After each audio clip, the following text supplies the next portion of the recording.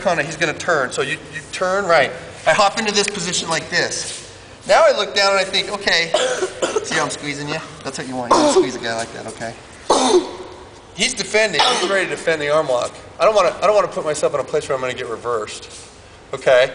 So what I do is I put my hand behind his elbow like this, and then put my knee behind my own elbow like that. Then I use my strength of my leg to push this forward a little bit. Just a little bit. All I did was move his arm from here to here. So I can reach behind his head and grab his wrist and lift.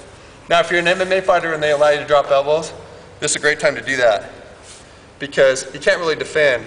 And if you throw a couple elbows here, he'll really, really reconsider ever wanting to fight MMA, okay? Because it's like he's in a bad place. The best he can do is throw this arm over the top of it and try and stop my elbows. That's not much of a defense, okay?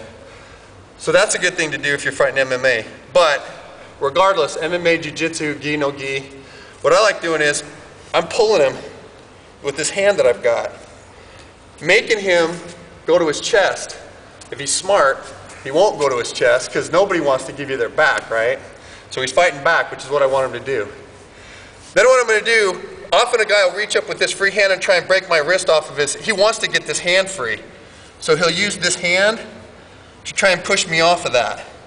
When he does that, I'm going to drive this hand behind his head onto the mat like this. Okay? By reaching up with this hand, let's go back. By reaching up with this hand, see how he's giving me this space right here? That's what I want. So I'm just going to keep my arm behind his head and drive it right to the mat like this. Okay? Now, he can pull this out because I'm not holding it anymore. Often they do. When he does, I'm going to go underneath it and behind his head and start driving it. See, this is not good. This is a horrible thing to do to somebody, right? Now, often guys will tap. If you get in here hard and start yanking, I mean, he wants to, and it hurts, huh, Rico? Oh, yeah. It's terrible. But I'm actually trying to set something up. As I start driving, what I like to do is if he starts rolling back into me, if I give him a little space, say how he starts to turn back into me, what I'm going to do is put this foot right here, and I'm going to sit like this. Now, for you guys that weren't here that day, they can't appreciate how uncomfortable this is by looking at it, can they? No. This is horrible. And, I mean, as you can see, all of my 70 kilos is on top of him.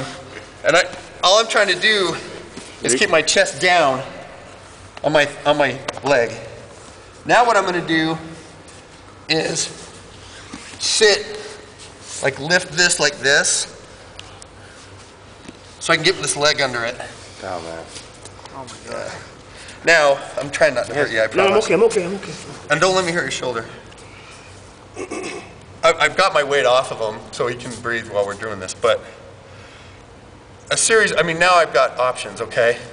What I do when I'm here is I drive that knee to the ground like this and then get it like that. Now, if he keeps that in there, you would think he would be able to defend that choke, but he really can't. All I got to do is start squeezing and he's going to go out, okay? If the arm isn't stuck in there like that, and it's like that, and if he's really limber, okay, but he's not going anywhere, okay?